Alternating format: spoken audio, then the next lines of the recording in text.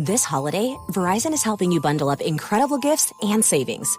You'll get the latest phone with a new line on My Plan and a brand new smartwatch and tablet.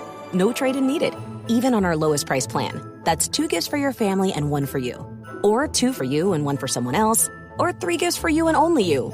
Either way, you save big on 3 amazing gifts at Verizon. All on the best 5G network. Visit Verizon today. Rankings based on Root Metric Root Score report dated 1/8/2025. Your results may vary. Service plan required for watch and tablet. Additional terms apply. If you're a custodial supervisor at a local high school, you know that cleanliness is key. And that the best place to get cleaning supplies is from Grainger. Grainger helps you stay fully stocked on the products you trust, from paper towels and disinfectants to floor scrubbers. Plus, you can rely on Grainger for easy reordering, so you never run out of what you need. Call 1-800-GRAINGER, click Grainger.com, or just stop by. Grainger, for the ones who get it done. You know you've reached peak couple energy when your undies match. MeUndies Match Me has you both covered, literally, in super soft ultra-modal undies, socks, PJs, and loungewear. Festive prints? Check. Cozy vibes? Double check. And right now, it's deal season. Get up to 50% off site-wide for Black Friday and Cyber Monday. Take your couple game to the next level with MeUndies Match Me. To get deals up to 50% off, go to MeUndies.com/ACAST. Enter promo code ACAST. That's MeUndies.com/ACAST. Code ACAST. This holiday, Verizon is helping you bundle up incredible gifts and savings. You'll get the latest phone with a new line on My Plan and a brand new smartwatch and tablet. No trade-in needed, even on our lowest price plan. That's 2 gifts for your family and 1 for you. Or 2 for you and 1 for someone else. Or 3 gifts for you and only you. Either way, you save big on 3 amazing gifts at Verizon. All on the best 5G network. Visit Verizon today. Rankings based on Root Metric Root Score report dated 1/8/2025. Your results may vary. Service plan required for watch and tablet. Additional terms apply. A lot of supplement brands chase trends, but if you're serious about your health, we know research-backed science is what actually moves the needle. Momentus works with the best brains in human science to create every formula, and every batch is made of pure ingredients, tested for safety, and does not contain fillers. So you get the best long-term results possible. Creatine isn't just for muscle gains, it's essential daily fuel for your brain, body, and long-term performance. Momentous CreaPure Creatine is backed by leading performance experts like Dr. Andrew Huberman and Dr. Stacy Sims. Sourced exclusively in Germany, CreaPure sets the gold standard for creatine, delivering the purest form, creatine monohydrate, that's rigorously washed and never cut with fillers. With over 2,000 5-star reviews, over 112,000 customers have seen the results firsthand. With Momentous, the fundamentals are done right. Right now, Momentous is offering our listeners up to 35% off your first subscription order with promo code ACAST. Go to livemomentous.com and use promo code ACAST for up to 35% off your first subscription order. That's livemomentous.com, promo code ACAST.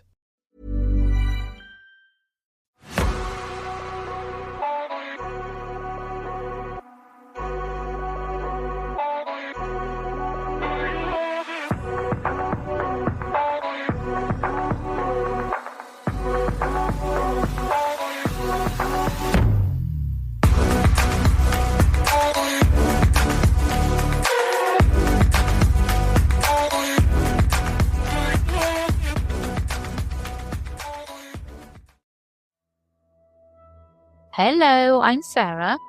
And I'm Toby. And welcome to the Whispering Woods podcast. This episode is all about Mary King's Close. Yeah, Mary King's Close in Edinburgh, Scotland. This story is amazing. I'm just going to leave it there for now. But first of all, we have some reviews to read. Awesome episode. Day 13 of 31 Days of Halloween was the scariest yet. Was that King Booger? Yeah, King Booger. Oh, thank you so much. It really was a scary one, that. I loved it. And thank you for leaving the review. We really appreciate it. Thank you. And the next one is from Clarison70, and it says, Creepy Tales. I'm really enjoying the podcast. Love your accents, guys, and you do such a good job of telling these stories, some of which are classic and some are completely new to me.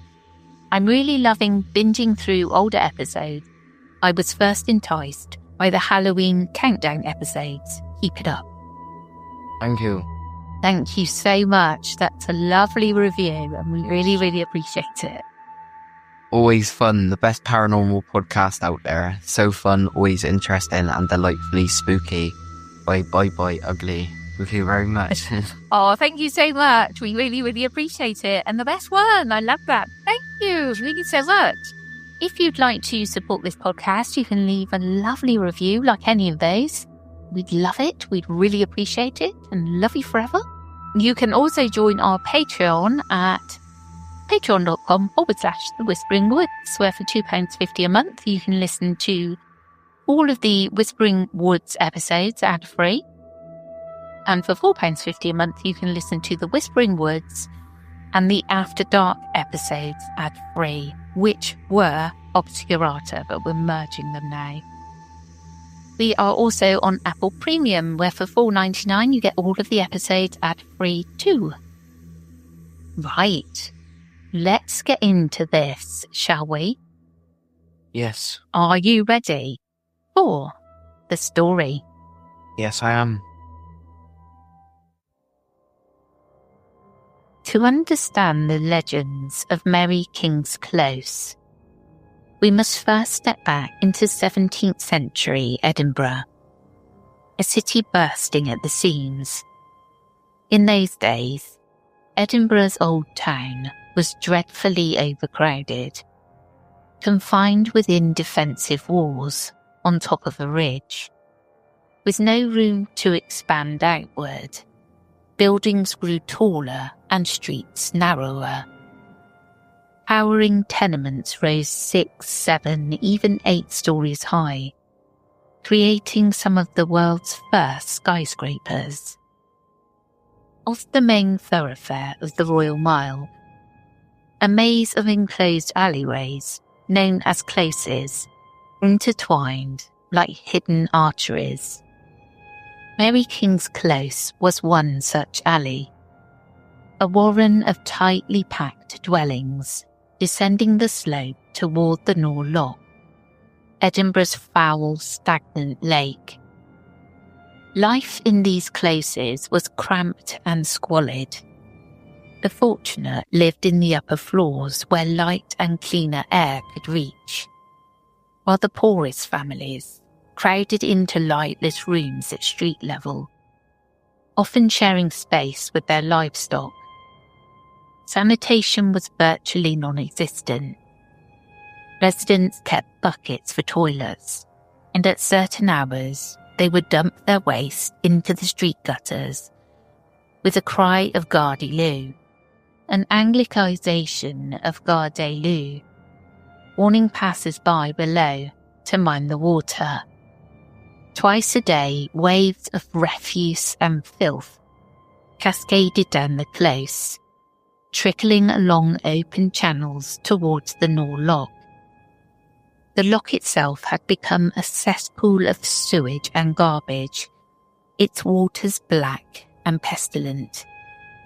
Foul vapours rose from the marsh, carrying the stench of decay through the city.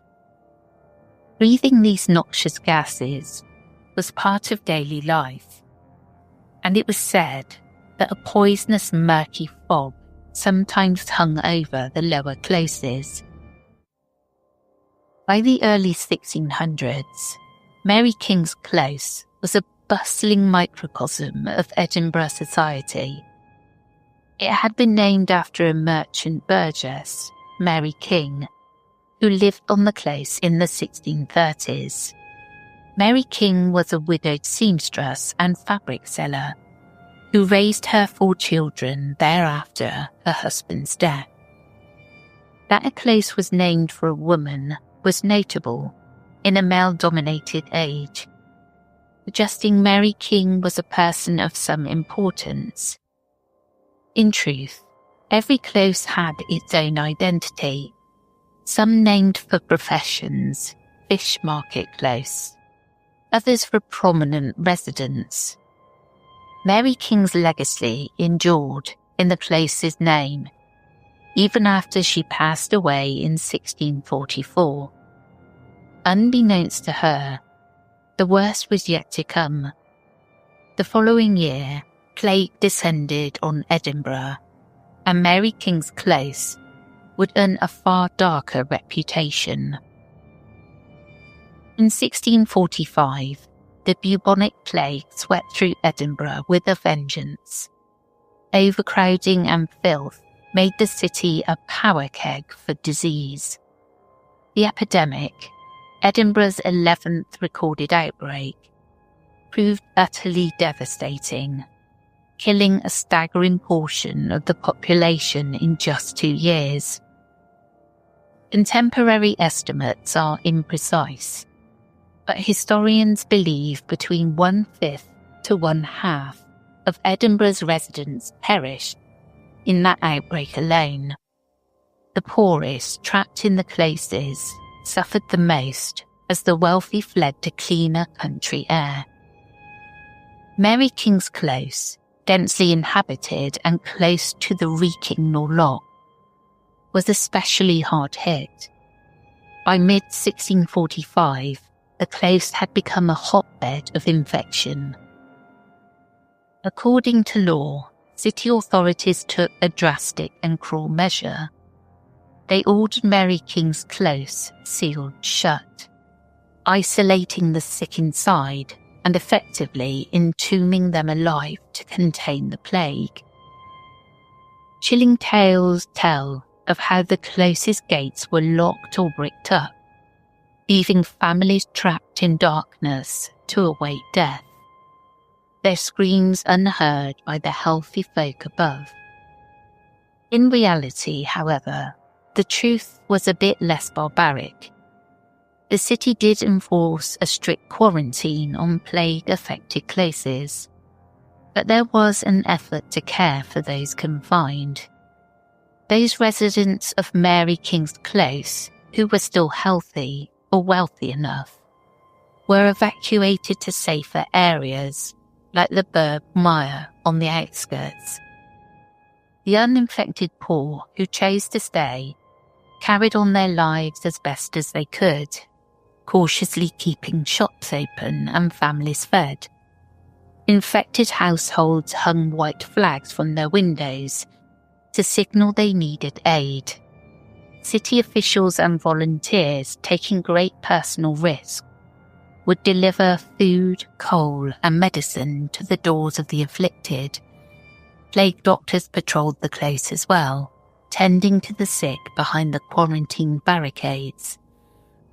One such physician was Dr. George Ray, the official plague doctor appointed in June 1645. Dr. Ray cut an ominous figure as he stalked the alleys of Mary King's Close, clad head to toe in a long leather coat with a wide-brimmed hat and the infamous beaked mask stuffed with aromatic herbs. All the time it was believed the plague spread through poisoned air or miasmas, and sweet herbs were thought to ward off infection. Unbeknownst to Ray, his leather attire did something useful. It prevented flea bites, inadvertently protecting him from the true culprits carrying the plague. Each day by dim lantern light, Dr. Ray visited the stricken, employing a harrowing but somewhat effective treatment. To save a plague victim, he would lance the swollen buboes, the plague boils, slicing them open to let the pus drain out, then cauterize the wounds with a red-hot poker. It was excruciating for the patient, but this primitive intervention did save lives. Many still died, but thanks to Ray's efforts, some recovered. A miracle in a time when plague was usually a death sentence. The authorities had promised hazard pay to any plague doctor who survived the ordeal, but Dr. Ray's story ends on a bitter note. He lived against all expectations, but had to fight the town council for years to collect his wages, and he may never have been paid fully. By the end of 1645, Mary King's Close was ravaged and largely empty, whether or not the doors were literally bricked up. Effectively, the close had become a mass quarantine zone and charnel house. Many of those who hadn't fled in time were dead or dying. Others were taken away to pest houses or mass graves. Legend states that the close was left sealed for months, the cries of the dying gradually fading to silence behind barricaded doors. History indicates that as the plague waned, any remaining survivors would have been relocated, and the close simply fell into disuse. Edinburgh's last major plague outbreak sputtered out by 1646. Mary King's Close, abandoned and still filled with the stench of death, was boarded up and left as a ghost street. For some 40 years after the plague, Mary King's Close lay largely deserted. Its empty dwellings, stained with suffering, gained a reputation for being unwholesome, even cursed. Eventually, life crept back into the close. By the 1680s, Edinburgh's growing population meant every available space was needed again. New residents moved into the old tenements, and businesses reopened in the close's lower floors. Yet the close was no longer quite part of the living city. A generation had passed since anyone had regularly walked its streets, and eerie tales began to circulate among those who returned. Meanwhile, Edinburgh itself was changing. The city had expanded beyond its medieval walls, and by the 18th century, the authorities were keen to modernise the old town. In the early 1750s, plans were laid to construct a grand royal exchange on the Royal Mile, right above Mary King's Close. Rather than demolish the close entirely, the builders did something unusual. They sliced off the upper stories of the old buildings and used the lower levels as foundations for the new exchange. In 1753, the Royal Exchange, today the City Chambers, was built, effectively capping Mary King's Close and neighbouring closes under a monumental roof of stone. The street frontages facing the Royal Mile were knocked down, but deeper down the slope, many of the old rooms and alleyways of Mary King's Close remained intact, entombed beneath the new building. Even buried underground, the close was not entirely lifeless. A few stubborn souls continued to live and work in this half-hidden world. You could descend from street level into a twilight zone of forgotten alleyways to purchase tobacco or have a wig made, or get tools from a sawmaker. Incredibly, one family, the Chesney or Cheney family of sawmakers, stayed on as the close's last residents into the late 19th century. By then, only fragments of Mary King's Close were accessible. The rest was walled off or used as storage cellars.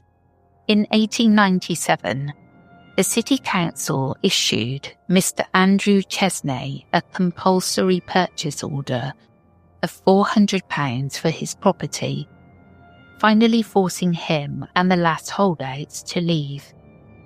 When Andrew Chesney reluctantly moved out in 1902, the old close was sealed up one more time.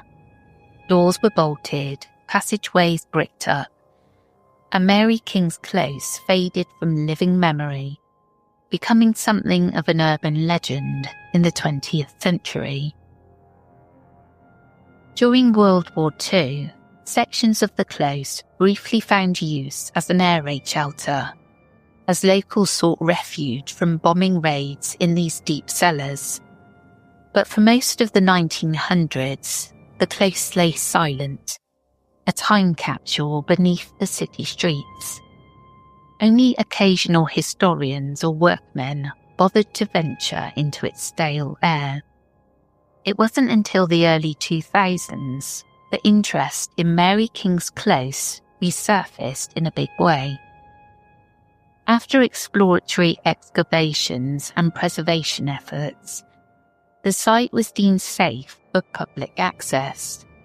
In 2003, the real Mary King's Close opened as a heritage attraction, allowing visitors to descend into this subterranean relic of old Edinburgh. Mary King's Close has been shrouded in ghostly folklore for centuries. As soon as people began repopulating the close in the late 1600s, reports of strange occurrences emerged. The close boasts one of the earliest documented hauntings in Edinburgh. In 1685, a respected lawyer named Thomas Colehart moved into a house on Mary King's Close with his family. The Coltharts soon experienced terrifying phenomena. They claimed to see shadowy figures drifting along the close and grotesque, disembodied limbs appearing suddenly in doorways and through walls. Night after night, the family suffered vivid nightmares, plagued by visions so real they feared they were losing their sanity. The disturbances escalated. A formless phantom child would materialise and vanish in the halls, and a ghostly dog with a ghastly appearance was said to trot into their room and curl up on their chair by the fire. One account even describes a floating, bodiless head that terrified a maid so badly she fled the house. According to later retellings, the Coltharts were nearly driven mad by the relentless hauntings and weren't the only ones affected. People living in newer buildings above the buried close also reported inexplicable nightmares during that time. This 17th century haunting of Mary King's Close became the stuff of local legend, convincing many that the plague dead had come back as vengeful spirits. As the years passed, Mary King's Close gained a reputation as the most haunted street in Scotland. By the Victorian era, it was firmly entrenched in Edinburgh's folklore as a place where ghosts walked. One frequently cited spirit is described as a worried woman, often seen wringing her hands in distress as she roams the subterranean corridors. Some speculate she may have been a mother or caretaker, separated from her family when the place was quarantined. Another often spotted figure is a lady in a black dress, gliding silently through the gloom. Many believe this woman in black could be Mary King herself, returning in spirit to the close that bore her name. Perhaps the most famous ghost of Mary King's Close is that of a little child named Annie. The story of Annie's ghost originates from a profound encounter in the 1990s. In 1992, a Japanese psychic medium named Aiko Gibo visited the newly opened Mary King's Close while filming a documentary. During a tour, as the guide led Aiko into a small bare room, the medium suddenly recoiled at the threshold. She felt an overwhelming sense of sadness and pain wash over her. In her words, the atmosphere was too strong to enter. Aiko Gibo reported that something unseen tugged at her trousers, almost as if a child were trying to get her attention. Troubled and curious, the medium returned alone to that room later, determined to make contact with whatever lingered there. In the cold, stale darkness, Aiko said she encountered the spirit of a little girl huddled in the corner, crying. The child introduced herself as Annie and sobbed that she had lost her favourite doll. Through the medium, Annie conveyed that she had fallen sick and died during the 1645 plague. According to Aiko's account, the girl's family had abandoned her in that room when she became ill. She lingered there in spirit, lonely and inconsolable, over the loss of her doll and her family. Moved by the heartbreaking tale, Aiko Gibbo did something simple and compassionate. She went out and bought a doll from a nearby shop. Returning to the dark room, she placed the new doll in the corner and told the crying ghost that this toy was for her. In that moment, Aiko said, the heavy oppressive feeling in the room lifted, replaced by a sense of gratitude from the child. The story of Annie quickly spread. Ever since, visitors from around the world have continued to leave dolls, teddy bears and toys in Annie's room as offerings to comfort the little ghost. The collection of toys is periodically cleared out and donated to charity, with the original doll always left behind, a practice that continued for years. In 2019, a disturbing discovery was made. The original beloved doll, nicknamed the Tartan Barbie, went missing from Annie's room. Staff launched a public appeal with the hashtag Bring Back the Doll, asking whoever took it to return it with no questions asked. To this day, the doll has not returned, and one can only hope Annie is not angered by the loss of her treasured companion. Besides these well-known ghosts, Mary King's Close is rife with other unexplained phenomena. Many have heard footsteps echoing behind them in empty halls, or the scrape of a shoe on stone when no living person is near. Disembodied voices are another commonly reported occurrence. Soft murmurs or faint conversations that stop abruptly when one listens closer. Some sounds seem tied to specific locations. In one abandoned fireplace, people have heard persistent scratching noises from behind the bricked-up hearth. Local lore says a little chimney sweep boy may have died in that chimney long ago, and it's his small hands that now claw at the bricks. Those brave enough to stick an arm into the blackened fireplace have sometimes jerked back in surprise, claiming they felt sharp nails scratching their skin. Other times, the close breaks its silence with unexpected commotion. There are accounts of the muffled din of a party or tavern echoing through the chambers. Some interpret it as a phantom replay of a final revelry, perhaps a group of plague victims attempting one last night of merriment amid the horror. A wake that somehow imprinted itself on the environment. The clink of cups, faint laughter or music, even the rumour of voices singing a long-ago tune have been noted, only for the sounds to stop when curious tour-goers draw near. Physical manifestations occur as well. People occasionally report small stones being thrown in the dark, pebbles that zip past their heads or land at their feet from no obvious source.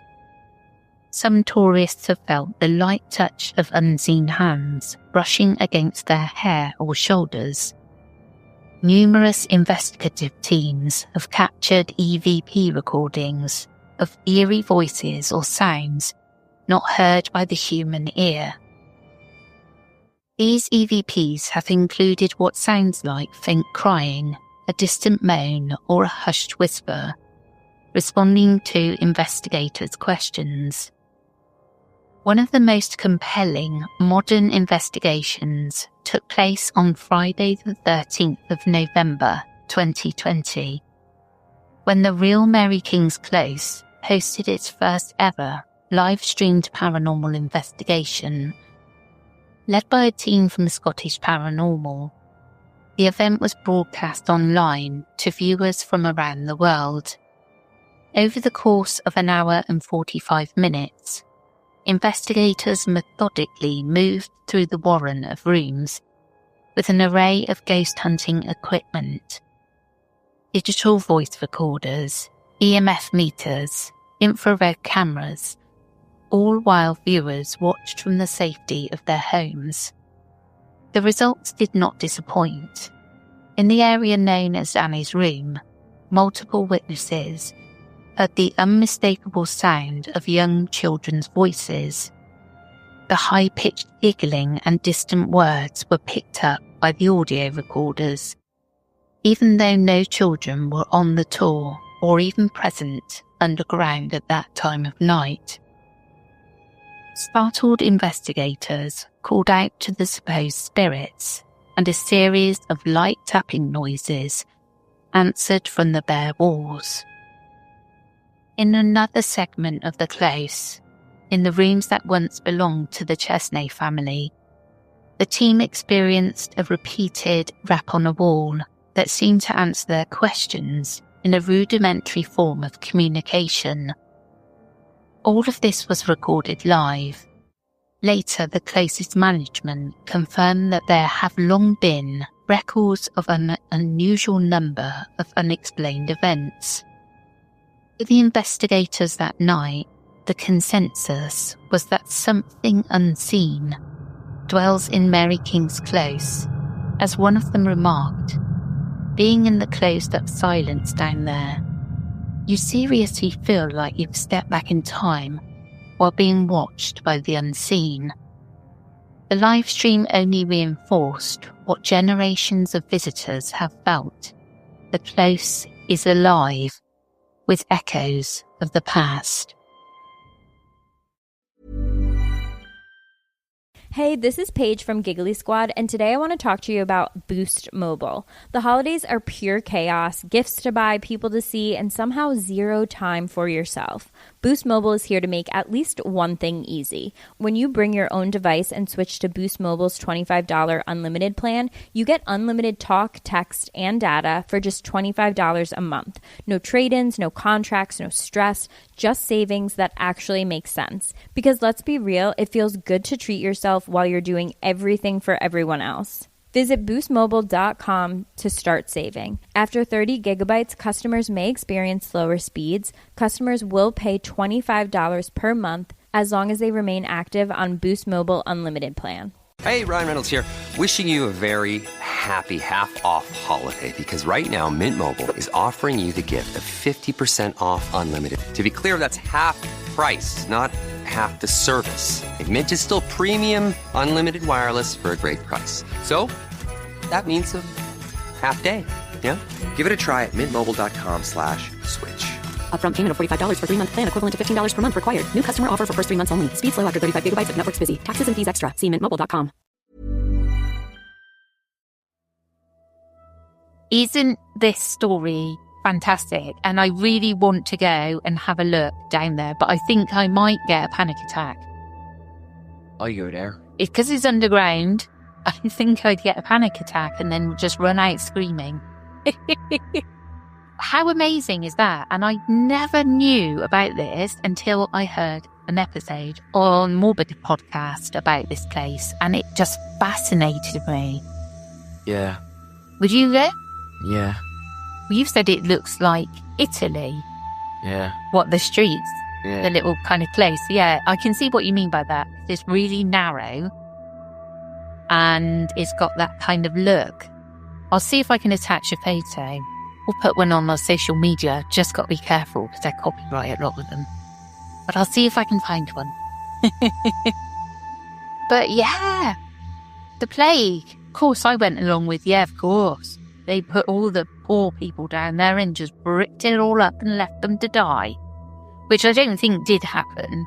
Well, I hope not. And you can never really tell with people. Because we just suck. Well, I don't personally. I don't know about you. I've had my sucky moments. Don't get me wrong. Well, that's the end of this episode. Hope you enjoyed and we'll catch up with you again soon. We will indeed. We will catch you again tomorrow. Take care, everyone. Goodbye.